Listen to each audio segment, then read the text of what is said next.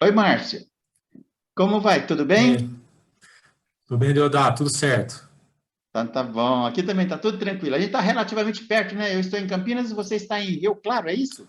Descalvado. Descalvado. Aí é pertinho de Rio Claro? Pertinho. Rio Claro dá uns 100 quilômetros, Campinas cerca de 130. Pertinho, uma hora. Mar- Maravilha. Mais legal. Márcio, e que história é essa de que você jogava futebol, cara? Como é que é isso? Ah, jogava um pouco, né? Adolescente, entre ali os 7 anos até os 17, treinando, brincando. Aquele zagueiro raiz, bola pro mato, travado, não perdia uma. Mas, Butineiro? brincadeira. Ah, não batia muito, não. Jogava bem. Jogava bem, marcava bem. Assim, sem Legal. habilidade, mas marcava bem. Eu cresci, o pessoal que segue o canal sabe, eu cresci jogando futebol lá no interior de Minas. Eu achava que era craque quando era novo. Depois eu Olha só. E depois eu descobri que eu era mediano, peladeiro e tá bom demais. Importante é diversão. Isso mesmo. Ô, Márcio, eu sei que seu tempo está um pouquinho curto, mas tudo bem. Aí já fica aqui o convite para no futuro a gente voltar a falar sobre o teu doutorado e o teu pós-doc. Hoje nós vamos conversar sobre o teu mestrado. Qual foi o objeto da sua pesquisa no mestrado, Márcio? Mestrado, Kant e o fim da modernidade pré-crítica, os sonhos do visionário. Legal. Já já nós vamos conversar sobre. Vamos entrar mais aí nas questões de ordem acadêmicas. Nas questões de ordem Beleza. acadêmicas. Já já, depois da vinheta, já já a gente volta, tá bom? Perfeito, vamos lá.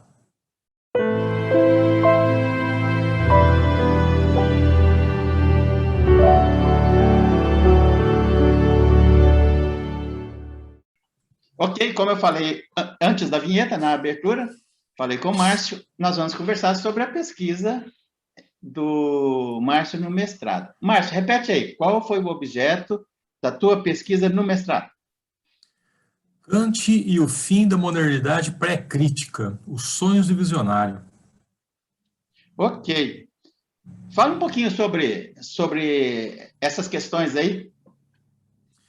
Então, Deodato, na época eu comecei a estudar o Kant pré-crítico, né, o jovem Kant, os textos que o Kant tecnicamente não queria ver publicado, né? Tinha um conhecimento prévio aí da crítica da razão pura, que é a obra principal do Kant, e me preocupava muito na época a virada crítica, né, que o Kant demarca muito bem a virada na década de 70, né, com o texto de 1770, conhecido como Dissertação de 1770. Apesar dele dizer que ele acredita, né, e afirmava que, olha, a partir desse texto eu sou o Kant da crítica da razão pura, o Kant amadurecido, eu discordava. Eu discordava porque eu tinha uma leitura bem aprofundada dos textos anteriores a 1770, né? E eu observava que tinha um texto ali, que é o texto conhecido como Sonhos de Visionário, explicados por Sonhos da Metafísica, que é de 1766, que tinha diversos elementos que poderiam demarcar essa virada crítica. E aí eu falei, bom, então se eu tenho esse texto me dá base, eu vou pesquisar ele. E comecei a aprofundar nos textos pré-críticos. Mas como eu era muito histórico, né, eu gostava de pegar do começo até o fim, eu fui buscar o primeiro texto que o Kant publicou e vim passando do primeiro texto até chegar em 1770, para poder fundamentar a minha ideia da época. E foi assim que eu comecei meu mestrado. Ok. E fala um pouquinho sobre a unidade da razão, Márcio.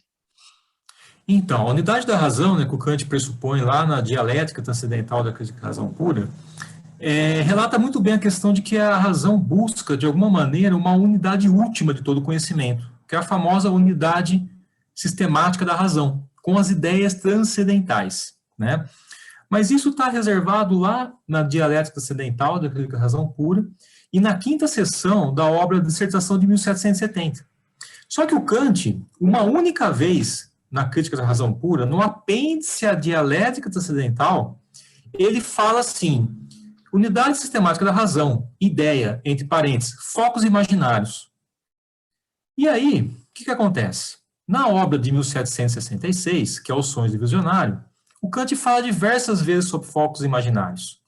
Aí eu falei, bom, então se ele está falando aqui que a unidade sistemática da razão é uma ideia transcendental como um focos imaginários, a obra de 1766 tem um total fundamento para demarcar essa virada crítica do Kant. E mais uma vez eu voltei a estudar os sonhos visionários para comprovar minha ideia. Só que essa unidade sistemática, esse focos imaginários, eu só consegui fundamentar lá no doutorado. Eu imaginei, porque tudo que você estava falando aí me pareceu, depois você que vai falar para a gente aí, me pareceu uma coisa nova, e geralmente coisas novas são objeto de pesquisa no doutorado. Mas eu queria que você falasse um pouquinho do papel do focus imaginário dentro desse contexto. Perfeito, perfeito. Aí o que acontece, né? A perspectiva do mestrado era justamente, com os textos pré-críticos, iluminar a crítica da razão pura. Então, eu pegava os elementos da crítica da razão pura, que era a obra crítica do Kant, e tentava buscar, lá nos pré-críticos, nesses textos pré-críticos, elementos que pudessem fundamentar a minha ideia, que era virar a crítica. É justamente a gente fazer, então, a demarcação do texto do Kant. Então, o Kant, até 1770, jovem Kant, Kant pré-crítico, 70 em diante, o Kant crítico. Dentro dessas obras, eu percebi que, na verdade, tinha uma outra demarcação. O Kant, até 1760, ele era um Kant dogmático. Ele concordava com Descartes, concordava com Leibniz, concordava com Isaac Newton. Então, ele era muito dogmático ainda com a metafísica.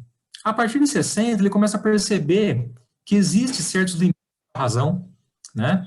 Ele entende que a metafísica precisa ter uma fundamentação mais adequada. Então, o Kant começa a escrever outros textos que vai tentando juntar matemática com metafísica, para fundamentar a metafísica.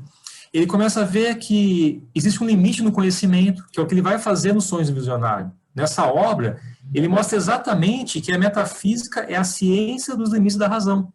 E para fazer isso, ele recorre ao Swedenborg. Né? O Swedenborg, ok, estou gravando. E ele é um visionário. Né? O Swedenborg é um visionário que transpunha os dois mundos, né? Ele conseguia trazer informação de outro mundo. Aí o Kant conhece, né, esse visionário sueco, e ele pensa, bom, se há uma pessoa aí que consegue transpor os dois mundos, eu consigo mostrar que a metafísica dogmática, ela não funciona justamente por esse exemplo, né? E ele começa a brincar nos Sonhos do Visionário com essa viagem do Swedenborg, né? Então ele dá exemplos de coisas reais que o Swedenborg fez para mostrar, olha, a metafísica, ela precisa ter limite. E esse limite vai ser dado onde? No mundo sensível, uma experiência possível, que é o que ele vai fundamentar lá em 1770.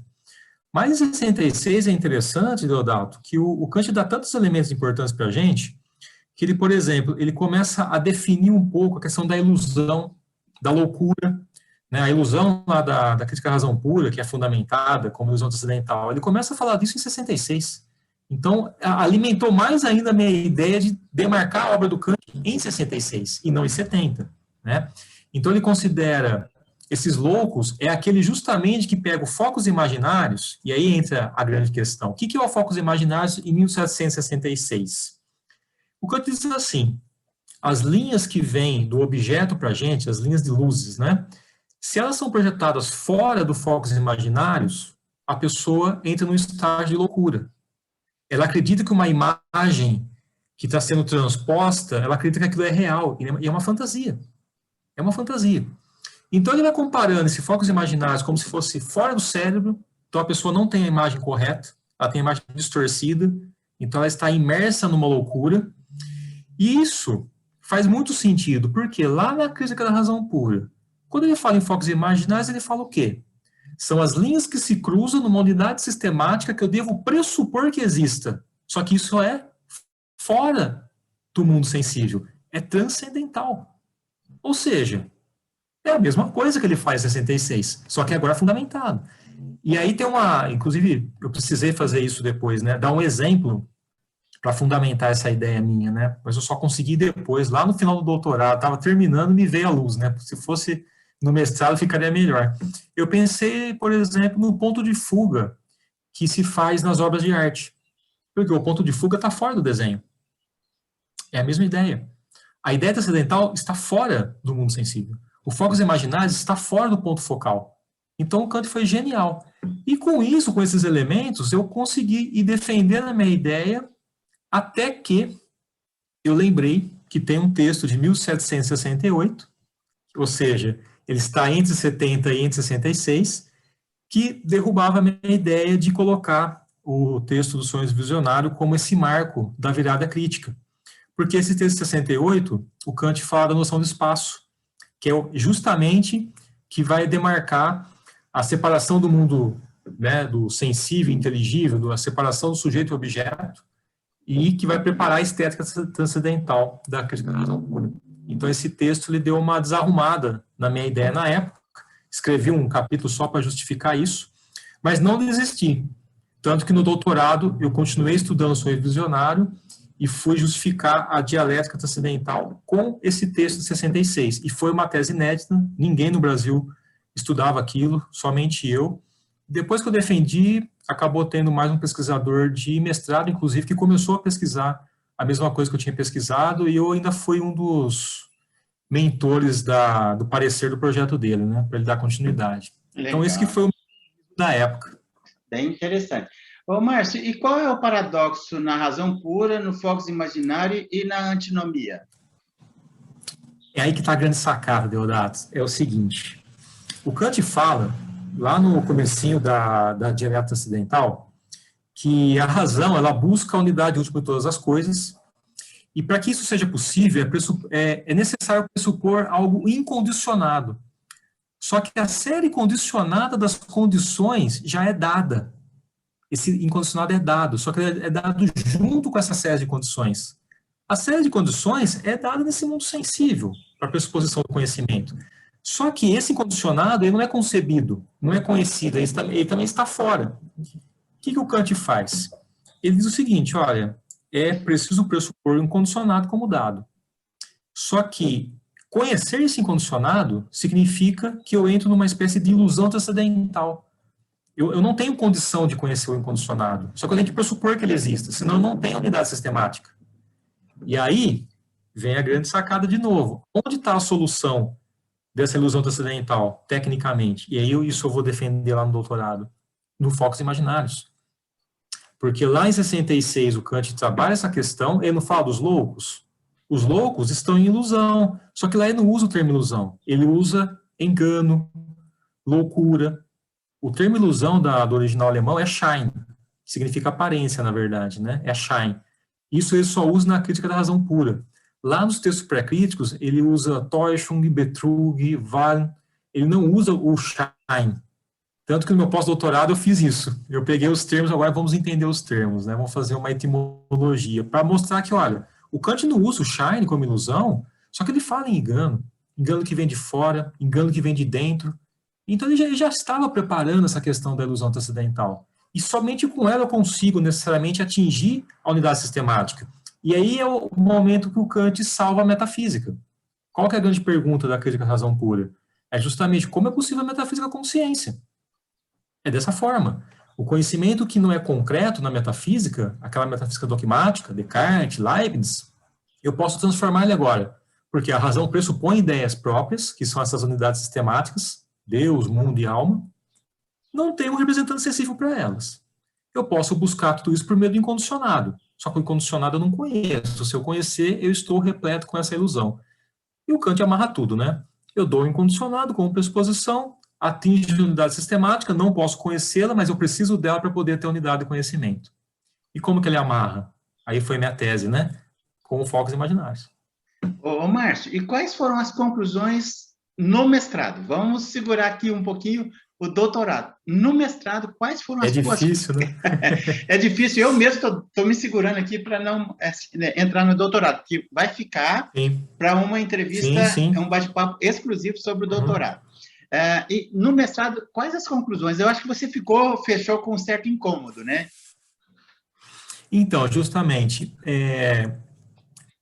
eu teria um capítulo no mestrado que era justamente a tese do doutorado já.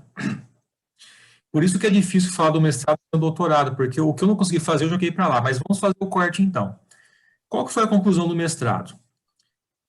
Em meio a essas pesquisas, eu descobri que o Kant tinha escrito uma carta para o Tiftrunk em 1797, e essa carta era mais ou menos assim. O Tiftrunk, ele queria publicar os textos pré-críticos do Kant. Ele queria publicar os textos pré-críticos. E aí, ele pediu autorização para o Kant. Ele disse, Kant, eu gostaria de ver publicados esses textos pré-críticos, né? E o Kant fala, não, eu não quero, porque a minha filosofia começa a partir de 1770. É por isso que a dissertação de 70 é considerada um marco crítico, porque o Kant fala isso nessa carta. O que eu fiz? Falei, bom, eu tenho uma carta que demonstra isso. Só que essa carta, por mais que ela demonstre que o Kant acredita nisso, né, ela não está justificando que tem filosofia para trás, antes de 70. Ela está afirmando que tem. E aí eu tive a oportunidade de ler essa carta, não tinha tradução na época, traduzi ela para o português, publiquei e usei como base. Aí o que eu fiz? Falei, bom, se não dá para mostrar que o marco filosófico do Kant é em 1770, porque eu tenho essa carta, eu tenho o Insight 68, o que eu posso fazer é demonstrar que é o seguinte, o Kant, ele estabelece o fim da modernidade pré-crítica em 66, prepara o campo para a verdade crítica que vai se dar em 70. Então, 68 é a transição. Com isso, eu consegui concluir o mestrado e consegui defender a ideia da época e foi aceita. Foi isso que eu fiz. Ok. Márcio, eu quero te agradecer por separar esse tempo para a gente conversar sobre o teu mestrado e já deixo aqui o convite no ar mesmo, para você pode escolher uma data em julho ou agosto, porque segunda quinzena de julho, até lá a agenda está meio lotada, para a gente conversar especificamente sobre o teu doutorado e o pós-doc também, tá bom? Muito obrigado, um abração. Obrigado, agradeço. Vamos conversar sim. O doutorado é bem bacana porque ele faz essa transição para o mestrado, né? Ele é mais fundamento do mestrado, né? E o pós-doc foi uma amarração. Eu precisei amarrar, a partir de uma nota de rodapé do doutorado, eu fiz o pós-doutorado para amarrar toda a concepção que eu tinha. E aí eu consegui, depois de 12 anos, né, total, dar uma relaxada e perceber, olha, acho que agora eu consegui confirmar tudo que eu queria com o Kant, né? Deixa o Kant e vamos estudar o teu autor, 12 anos depois. Mas Ok, um abração, viu? Obrigado, abraço.